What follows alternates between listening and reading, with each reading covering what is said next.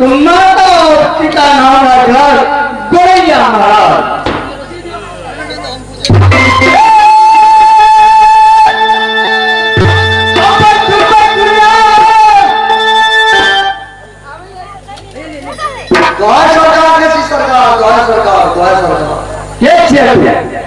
हमसे स्वागत होगा। हम सब भगवान के पूजा करे छे, अपना हिंदू जाते छे अपने सब के मार हमारा ये जाओ मीरो जबरदस्ती और कारीन के घर में आज की बैठ के जरा दो के सब जरा सब अपने ना हो गए, अपने की जवाब दे छे आने फिल्म के मीरा। हाँ मुन्ने खान के बेटा। हाँ अच्छा कि वो होता के कहावत में सोखा के कहावत में और हम सब हो जवान में पूजा करते हुए कहावत में अधिकम बस कर लो। ठीक है आप पूजा से बैठा ओकर ऊपर हम लग बैठी।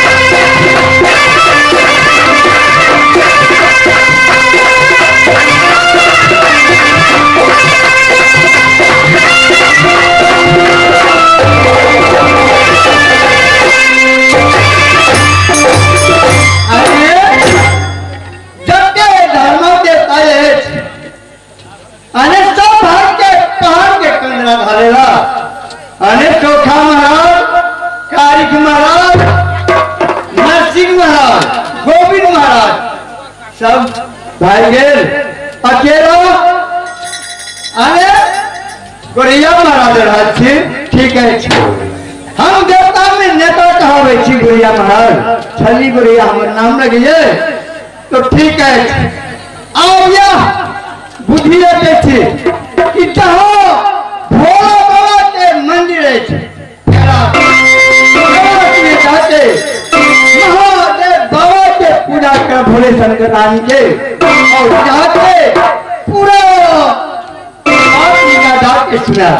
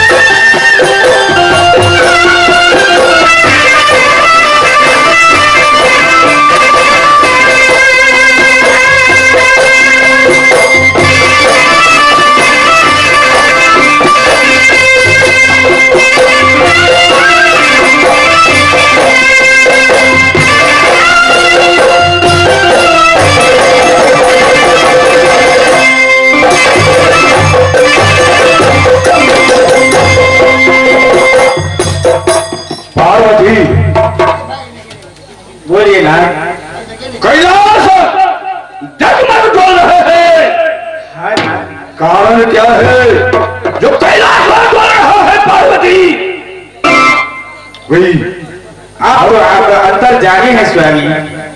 सुनो, कोई भक्तों के ऊपर भी, कोई भक्तों के ऊपर में मुसीबत पड़े है पार्वती।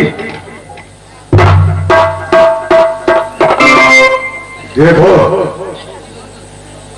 कौन हो, कौन हो, कैलाशों पर आने वाले कौन हो?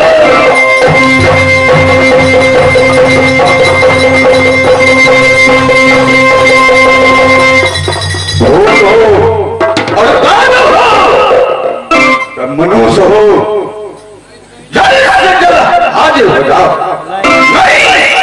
नहीं तो शंकर को जो त्रिशूल